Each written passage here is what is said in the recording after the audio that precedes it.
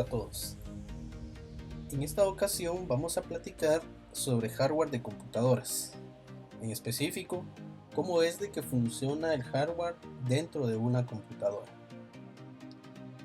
La parte esencial y la primera que vamos a estudiar habla sobre los gabinetes y las fuentes de alimentación. Dice que las fuentes de alimentación influyen en la opción de factor de forma de la placa madre. Deben permitir un buen flujo de aire y están disponibles en distintos tamaños. Eso significa que nosotros tenemos que buscar una fuente de poder que sea o que se acomode al factor de forma de la placa madre. El factor de forma no es otra cosa más que seleccionar la cantidad de pines que vamos a necesitar para nuestra computadora. Existen de 20 y 24 pines. La diferencia entre uno y otro también puede ser la potencia que provee la fuente de poder. Las fuentes de alimentación proporcionan alimentación a todos los componentes de la computadora. Debe seleccionarse según las necesidades actuales y futuras. Brindar diferentes niveles de voltaje para cumplir con las necesidades de los componentes internos. El bateaje de una fuente de alimentación está dada por la ley de Ohm, en donde dice que la potencia va a ser igual al voltaje suministrado por la corriente dada en amperes. De esta forma nosotros vamos a tener entonces y sabemos que todas las fuentes de alimentación manejan los mismos voltajes: 3.3 voltios, 5 voltios, 12 voltios, menos 12 voltios, menos 5 voltios y los negativos, que más adelante vamos a estudiar a fondo cuánto voltaje saca cada cable de color. Es importante mencionar que todas las fuentes de poder sacan el mismo voltaje. Lo que las hace diferentes unas de otras es su potencia, que más adelante vamos a analizar cómo se calcula la potencia para seleccionar una fuente de alimentación. Hablemos sobre los componentes internos de la computadora. La placa madre o motherboard es el backbone de la computadora. Es aquella que interconecta los componentes de la computadora. Hay en distintas marcas, en distintos modelos y por obvias razones también en distintos precios. Va a depender de la necesidad que se tenga o de la aplicación que se le vaya a dar a la computadora para poder seleccionar y determinar qué placa madre vamos a utilizar. Existen de distintas marcas. Están la Asus, existen también para las computadoras de marca, HP, Compaq, etc. El CPU, la unidad de procesamiento central, llamada también el cerebro de la computadora, es donde se genera la mayoría de los procesos a cargo de la computadora. Es conocido como el cerebro, dado de que dentro de esta se realizan todas las instrucciones de la computadora. De los CPU recientes vamos a encontrar que tenemos en dos arquitecturas: arquitectura x86 y arquitectura x64. Cuando hablamos de una arquitectura x86 significa que estamos trabajando en una arquitectura de 32 bits. Cuando hablamos de una arquitectura x64 estamos teniendo una arquitectura de 64 bits. Los sistemas operativos también vienen para 32 y 64 bits. Podemos instalar un sistema operativo de 32 bits en un microprocesador con arquitectura 64 bits, pero no podemos hacerlo a la inversa. No se puede instalar una arquitectura 64 bits en un procesador que soporta solamente 32 bits. Analógicamente nosotros vamos a identificar las arquitecturas como una carretera. En una carretera donde tiene dos carriles de ida y dos de vuelta. A esto lo vamos a nombrar como una arquitectura de 32 bits. Mientras que la arquitectura de 64 bits va a ser una carretera con 4 carriles de ida y 4 carriles de vuelta. Pregunta: ¿en qué carretera entonces van a poder transitar la mayor cantidad de vehículos? Exacto, en la carrera que tiene los 4 carriles de ida y los 4 carriles de vuelta. Es ahí entonces donde está la importancia de tener una arquitectura de 64 bits. El procesador con este tipo de arquitectura va a poder tener una mayor cantidad de instrucciones y por eso es más eficiente. El microprocesador, al ser uno de los dispositivos con mayor trabajo, necesita también de un sistema de refrigeración. Un sistema de refrigeración lo traen todos los microprocesadores sobre ellos. Estos disipan el calor que generan los componentes de la computadora. Pueden ser internos o externos. Hablemos sobre las memorias. Existen 2 tipos de memorias: memoria ROM y memoria RAM. Estos 2 tipos de memoria son llamadas almacenamiento primario. La memoria RAM, que significa Random Access Memory o memoria de acceso aleatorio, almacena datos temporalmente, datos que ayudan durante el proceso de comunicación. Este tipo de memoria se comunica directamente con el microprocesador a través del NOR bridge o chip de video o chipset. Al ser esta comunicación entre ambas, el chipset es uno de los dispositivos o chips que manejan mayor cantidad de instrucciones. La memoria RAM puede existir en distintas marcas: Kingston, tenemos también MG, etc. Distintas marcas que nosotros vamos a estar teniendo y que todas tienen la misma capacidad. Va a depender de la tecnología que nosotros vayamos a seleccionar. Existen distintas tecnologías: DDR, DDR2, DDR3 y actualmente ya estamos también con la tecnología DDR4. El factor de forma de las memorias es el mismo entre las tecnologías. Lo que las hace diferentes unas de otras es la velocidad del bus de transferencia de datos. Entre más grande sea este bus, más rápida va a ser la memoria. Los datos que se almacenan en la memoria RAM son considerados datos volátiles. ¿Por qué? Porque solamente van a permanecer en ella cuando ésta tenga alimentación. Es decir, solo mientras la computadora esté funcionando. Cuando ésta se reinicie o se apague, esos datos se van a eliminar. La memoria ROM almacena datos de forma permanente. A menudo almacenan programas de firmware y de bajo nivel. ROM es Read Only Memory, memoria de solo lectura. Un tipo de memoria ROM es aquel que almacena el firmware de la computadora, más conocido como BIOS. Una computadora también tiene tarjetas de adaptador y ranuras de expansión. Existen 3 tecnologías: la tecnología AGP, PCI y PCI Express. Las tarjetas de adaptador extienden la funcionalidad de la computadora. Se conectan a la placa madre a través de ranuras de expansión, mismas que son también de las tecnologías que ya mencionamos. En ellas podemos expandir audio, video, USB, etc. Dispositivos de almacenamiento. Estos están diseñados para almacenar temporalmente datos de los usuarios. Las aplicaciones de usuario del sistema operativo pueden ser internos o externos a la computadora. Un dispositivo de almacenamiento puede ser un disco duro, ya sea interno o externo. Los discos duros están catalogados entonces como almacenamiento secundario. Existen 2 tecnologías: la tecnología SATA e IDE. La tecnología IDE tiene un cincho de comunicación de datos que viene con 39 pines. La tecnología SATA ya reduce a 5 o 7 cables de conexión para poder llevar la información.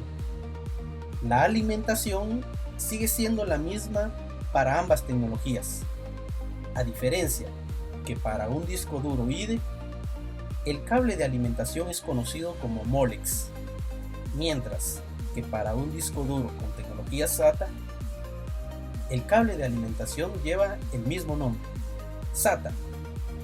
Los voltajes de alimentación en ambas tecnologías son los mismos, 12 y 5 voltios.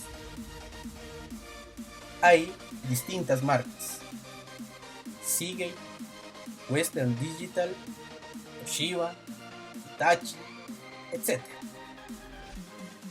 Existen discos duros magnéticos y de estado sólido, de los cuales vamos a platicar más adelante. Puertos de video. Estos conectan un sistema de video con un dispositivo de visualización externo, como un monitor o un proyector. Los sistemas de video con frecuencia están diseñados como tarjetas de adaptadores. Actualmente contamos con dos tecnologías, VGA o HDMI.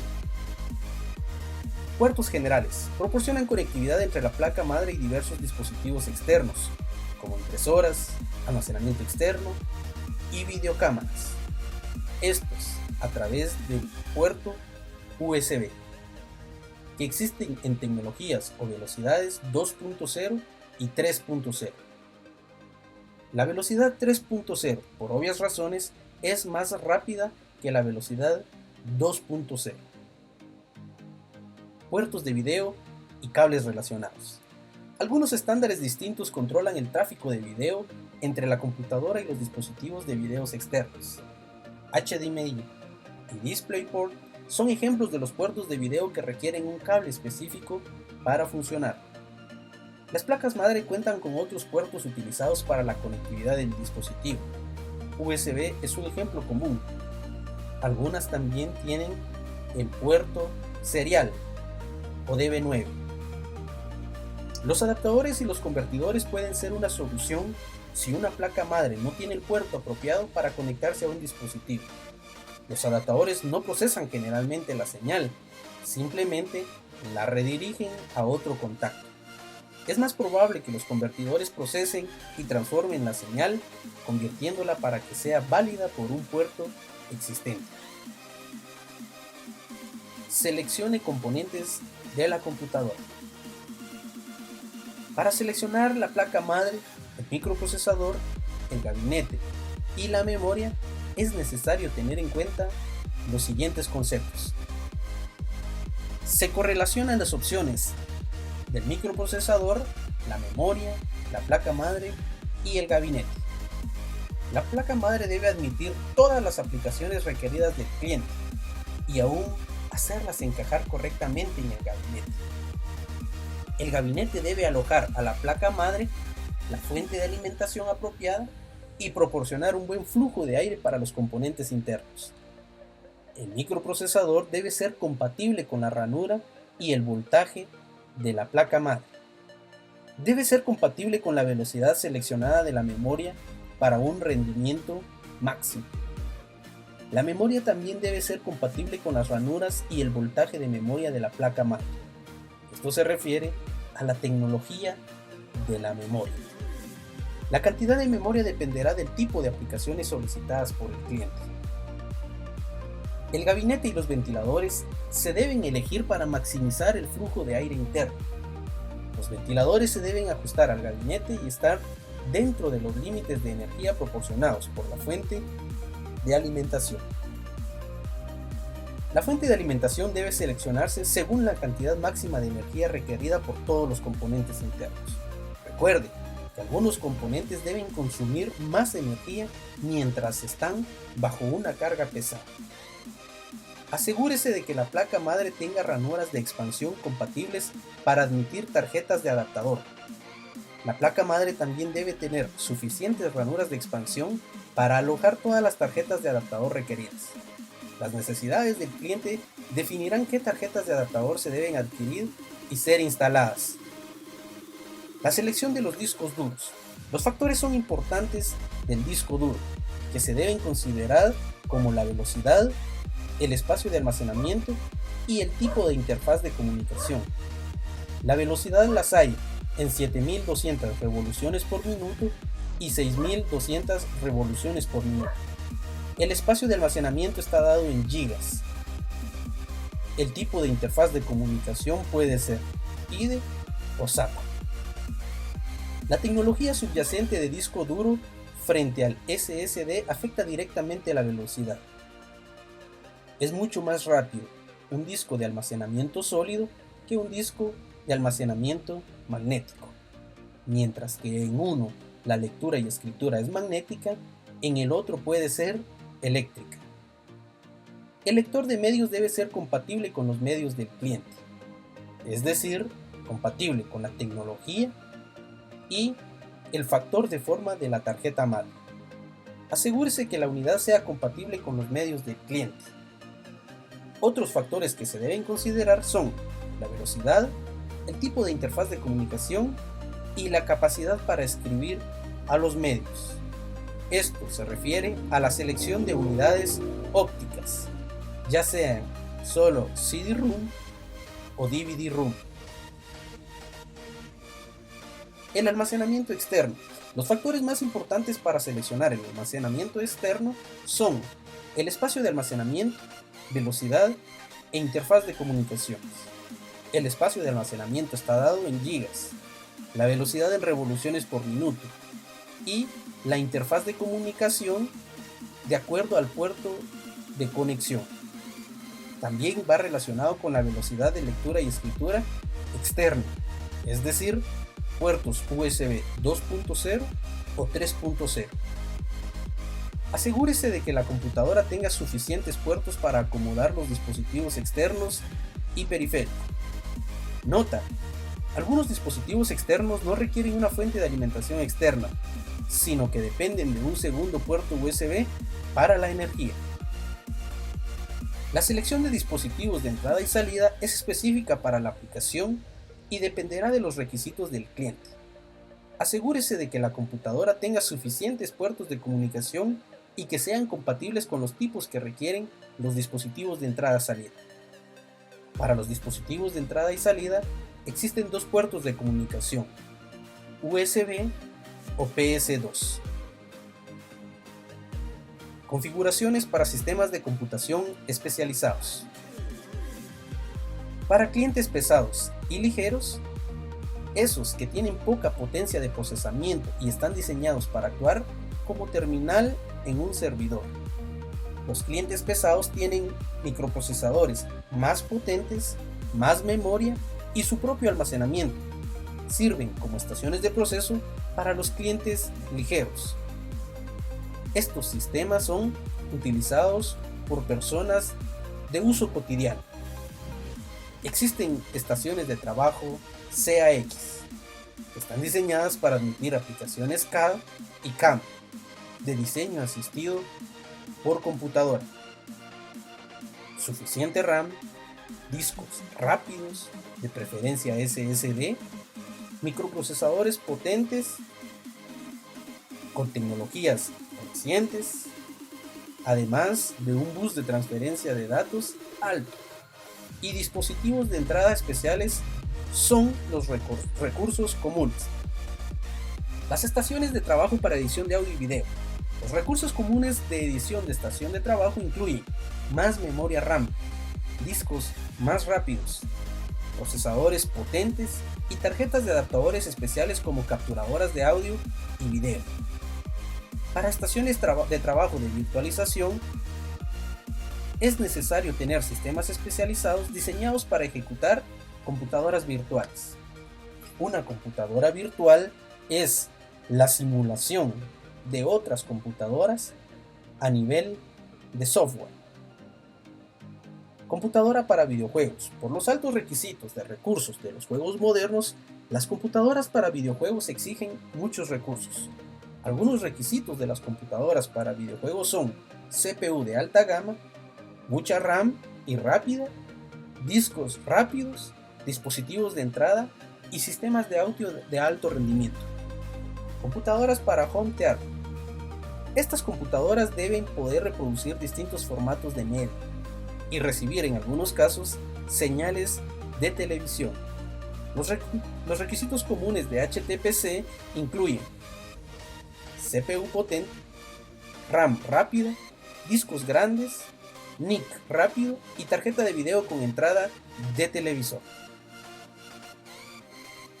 En el resumen del capítulo, entonces, es necesario que nosotros evaluemos la necesidad del cliente para poder recomendarle una computadora que pueda satisfacer esas necesidades que él tiene. La pregunta sería, ¿para qué va a necesitar su computadora? ¿Será que la necesita solamente para trabajar, para navegar, pero no son trabajos robustos? Para este tipo de clientes, entonces, podemos recomendarle una computadora básica. Si nuestro cliente es un gamer o un diseñador gráfico, es necesario aumentarle el performance del equipo con dispositivos de gama alta para poder satisfacer las necesidades. Saludos a todos.